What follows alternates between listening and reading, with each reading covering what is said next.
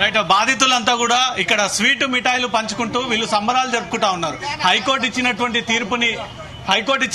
తీర్పుని సమర్థిస్తూ, హైకోర్టు ఇచ్చినటువంటి తీర్పుని గౌరవిస్తూ, ఈ రకంగానే న్యాయస్థానాల మీద గౌరవం పెరగాలన్నా, న్యాయస్థానాలు నిజాలని బయటపెట్టాలన్నా, నిజాలు వాళ్ళని ఉరిశిక్ష విధించాలన్నా ఈ రకమైనటువంటి తీర్పులను ఖచ్చితంగా న్యాయస్థానం గుర్తించాలి, ఇవ్వాలి అంటూ మాత్రం వీళ్ళందరూ కూడా మిఠాయిలు పంచుకుంటా ఉన్నారు. వీళ్ళంతా Dilsukh Nagar bomb blast Anand tiffin centre దగ్గర ఈ బాంబ్ బ్లాస్ట్ విక్టిమ్స్ అందరూ కూడా కోర్టు మాకు అనుకూలమైనటువంటి తీర్పునిచ్చింది, హైకోర్టులో మాకు ఏదైనా చుక్కెదురైతుందేమో అనుకున్నాను.